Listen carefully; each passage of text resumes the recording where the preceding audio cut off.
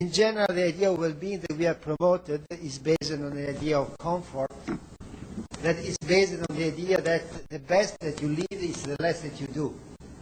So the comfort comes from the idea that the life was very hard, and so if you have not to work, if you have not to make effort, if you have not to use your time, the better it is. So all the product-based, access-based idea are mainly related to this very passive idea of what is living well. A kind of idea that to live well, somebody has to serve you, you have nothing to do, you are served in anything, everything. It's a kind of use of the notion of efficiency from the economical efficiency in the production toward the daily life. You have a result, and the best is if you don't use so much time, if you don't use so much energy, if you don't use so much attention. And of course, there is something right. If you had to wash by hand and make your effort, takes your time, etc., etc., it could obviously appear much more positive in your life if you can simply put the things in the washing machine, push the button, and everything is done.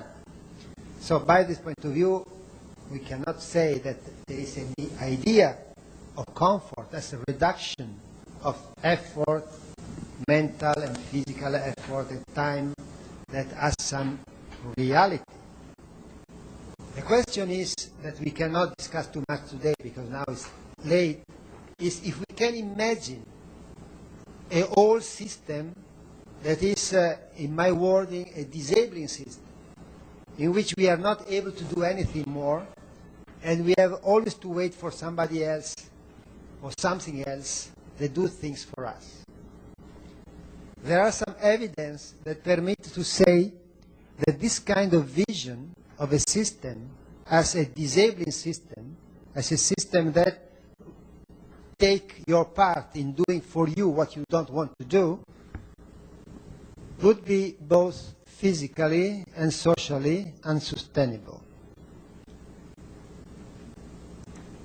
I think, and many people with me think, that a new idea of well-being has to rethink the role of the people in producing your own well-being.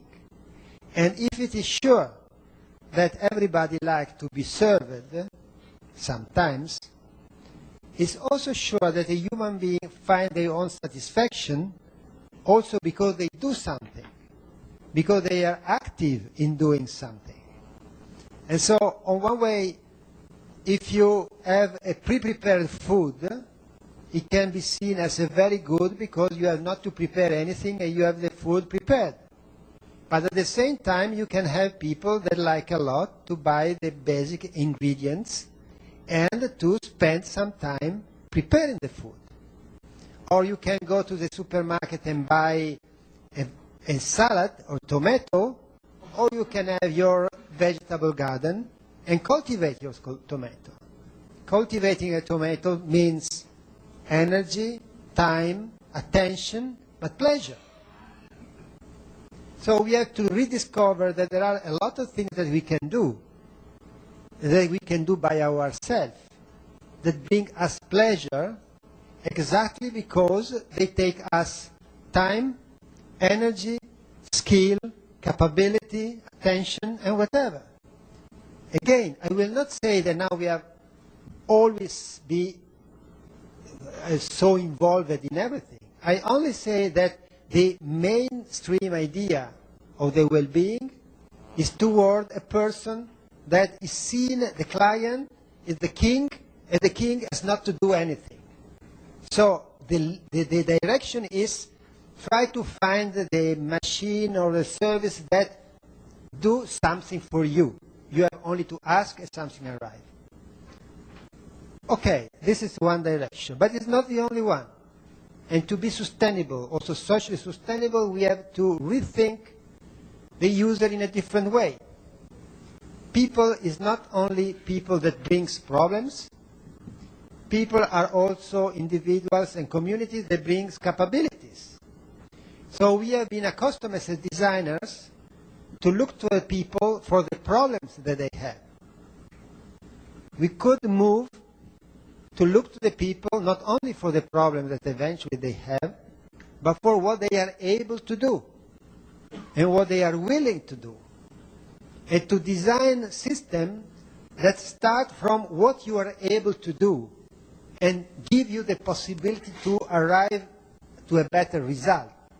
Moving from the fact that you are one of the actors of the system.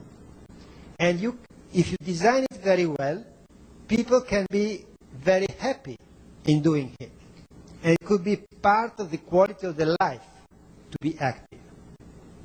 In my view, this change of the profile of the user from somebody that is bearing problems towards somebody that represents part of the solution, that brings capability, resources, intelligence, is one of the basic changes that designers have to do. And it's coherent not only with the things that I'm talking about, but also with all the story, all the rhetoric of the network society. The network society is society because everybody is a knot in the net that is capable to do something. So if you want to think in terms of network society, you have to look to people for what they are able to do. And if you are a designer, your ethical goal should be to help people to improve the quality and the quantity of activities or resources that they can bring to the system to solve the problem by themselves. And this is another line of change in the idea of sustainable well-being that now I'll only outline it very quickly just to put it as a kind of doubt if you have never thought about that in your mind. But it will be one of the central points when we really will start to discuss what we